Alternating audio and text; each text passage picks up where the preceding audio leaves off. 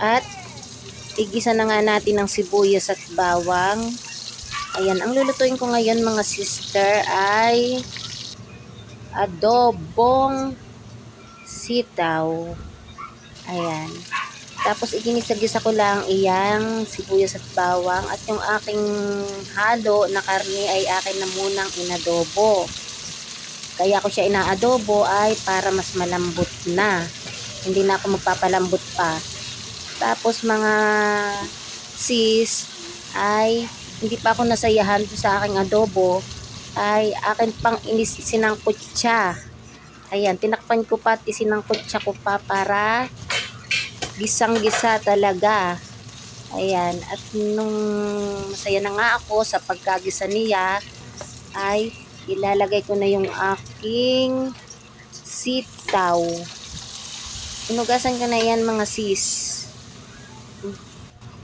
At akin na ngang inilagay yung aking sitaw para syempre lalambot na siya.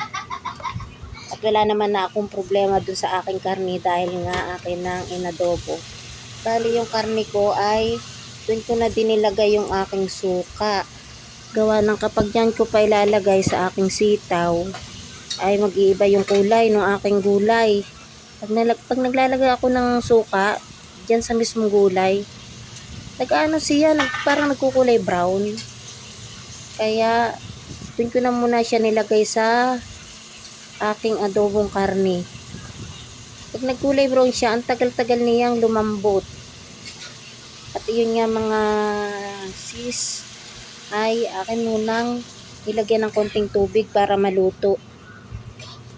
At pag mantika lang, mapiprito-prito lang iyan. Kaya dapat ay meron tayong idadagdag na tubig. Ayan, at tinalo-halo ko nga lang iyan. Tapos ay takpan lang natin at hintayin na lang nating lumambot ulit mga meses. Akin lang kinukulob iyan para lumambot yung aking gulay. At pagkaraan nga ng ilang minuto ay ayan, naglagay na ako ng toyo para sa aking pangpaalat. Kunti lang yung nilagay kong toyo dun sa adobo kanina kaya naglagay pa rin ako ng toyo dun sa aking gulay para yung gulay ko ay magkaroon ng lasa. Ayan nga.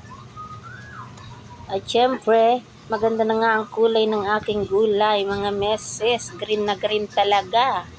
At syempre, takpan na lang natin para yan ay maluto. Yung lutong-luto nga. Meses.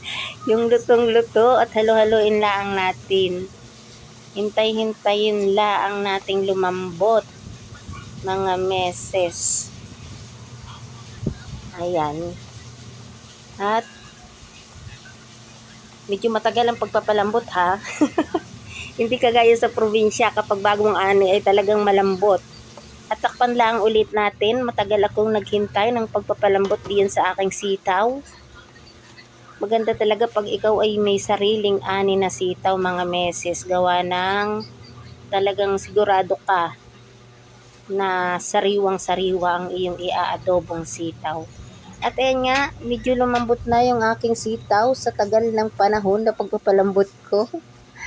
Nakailan din akong taklob. Medyo lumambot na nga siya mga sisi. Ayan.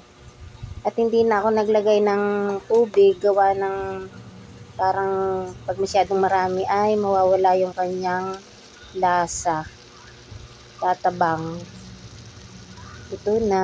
Nakalimutan mga sister, ang aking paminta ay nakalimutan ko.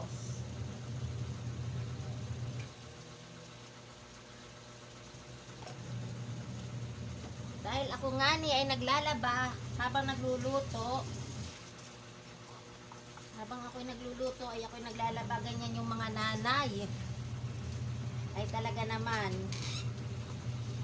nakalimutan na ang ingredients. Okay na yan mga sister ko.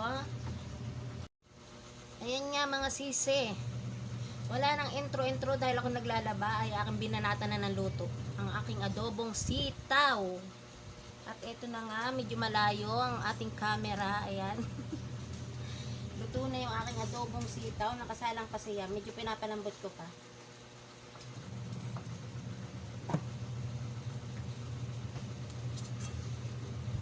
Manya natin mga sisi. Ang aking adobong sitaw. At yun nga, hindi ko na nilagyan ng suka dahil yung inadobo ko ay may suka na. Nakasalang pa siya mga sister. Pasensyahan nyo na lang yung aking kalan. Yan ay walang laman.